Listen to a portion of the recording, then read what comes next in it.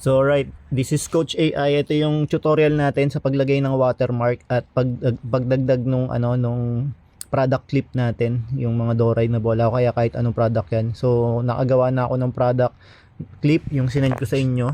Kung nabasa niyo yon, nasa nasa mga Google Drive nyo, sinend ko na yan. Ito yun, no. So ito yung product clip Riders, natin. ang highlights na is brought to you by Doride Bola ng Pinoy Microfiber Leather. Idudugtong natin siya dito. So ito yung basketball highlights natin. Idudugtong lang natin yan dyan. Napakadali lang yan. Lagay na natin yan dito sa dulo. Yan. So ganyan lang yung gagawin natin. So siyempre dito sa highlights na to, pwede rin natin lagyan ng ng watermark. So para pag may mga nagda-download ng mga natin, ng mga videos natin, alam natin na sa atin 'yun. At so kung sakali itatag nila tayo dun sa sa video na 'yun. Pwede nila i-download basta itatag lang nila tayo. Pero kung hindi naman, okay lang din kasi highlights naman ng ng Junior MPBL yan. So sana lang wag nila i-cut yung dulo, yung product highlight, yung product icon na 'yon. So para kahit papaano mai-promote pa rin si Doride. So ang gagawin natin dito, yan, maglalagay tayo ng logo. So ilagay yung logo ng Doride, i-album nyo na lang din yan sa inyo para hindi kayo mag-scroll na malayo. So yan, ang pipiliin ko dito itong white. Add. So makita nyo malaki yan, isagad nyo hanggang dun sa pagkatapos ng video. So so di ba makita nyo na siya, na-cover niya yung yung video mismo. So gagawin niyo diyan, pindutin niyo tong splice. Yan nasa baba, splice. Then darken. Yan. So makita niyo na na siya. Natanggal na yung white. So makita niyo yung mga Doride na yung Doride na ng word tsaka yung logo nandun pa rin. So makita niyo tong 100 na to. Gagawin niyo lang, pwede niyo nipisan yan. Yan.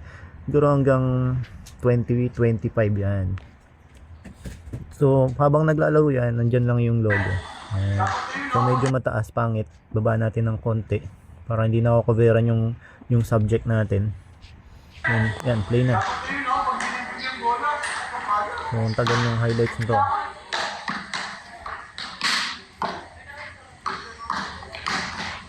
So yun. So ayusin naman natin ngayon itong video,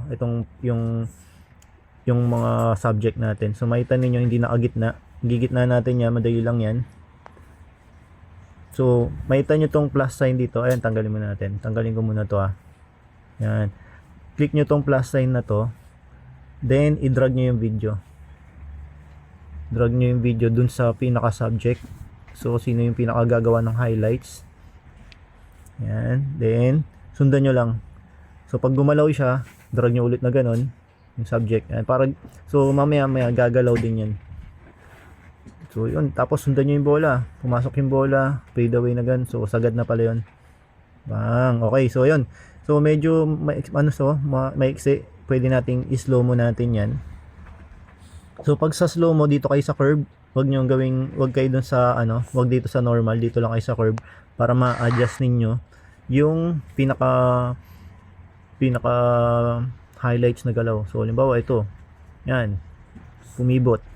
Add kayo ng beat. So hindi nyo hawak yung beat, mag-add lang kayo ng beat.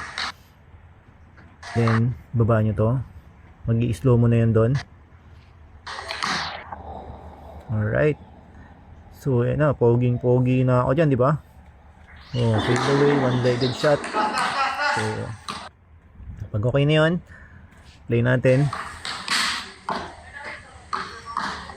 One-legged.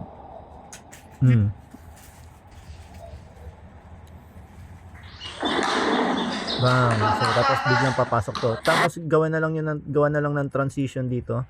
Sa tingin ko pull in. Mas maganda yung pull in diyan para pagkatapos ng video. Riders, ang highlights na is brought to you by Doride Bola ng Pinoy Microfiber.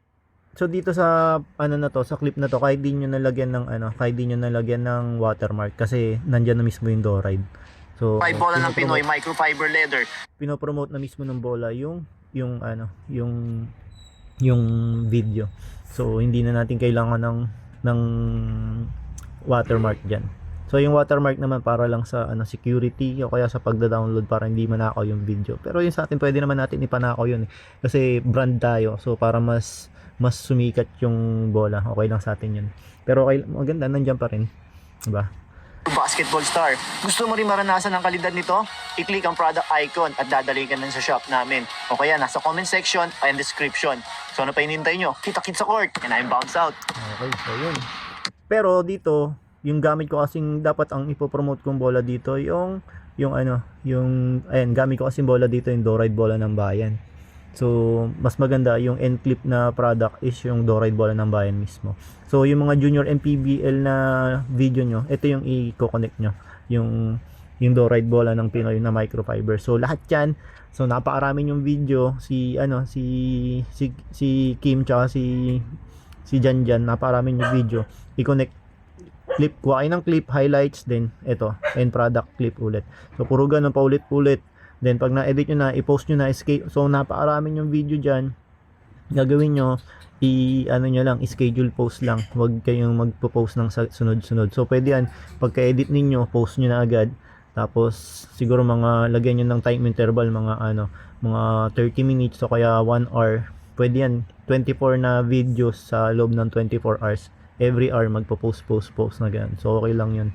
So, pupunuin natin ng mga highlights para pag napanood yung highlights, makikita nila yung Doride. So, parang advertising.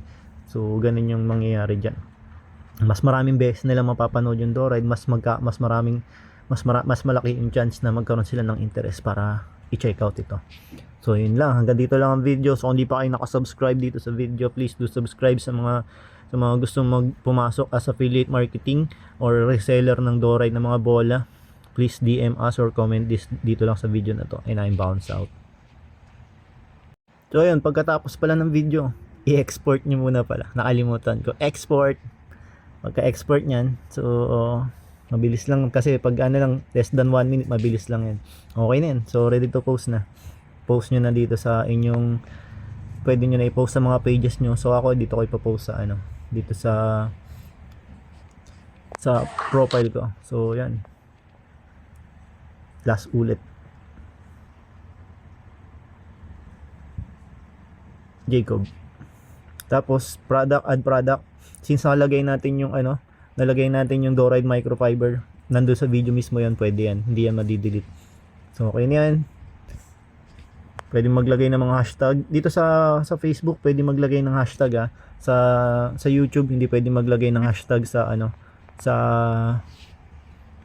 hindi pwede maglagay ng hashtag sa title. Iba yung So may mga nagsasabi na hindi na importante ang hashtag, pero dito kasi sa Facebook, importante ang hashtag kasi sa mga search button dito ito yung ini-scan ni Meta para maghanap. May nag-search ng 1v1 basketball, so malaki yung chance na lumabas yung sa atin sa YouTube. Sa description nilalagay yan. So okay, yun lang ulit. So I'm bounce out again. Thank you.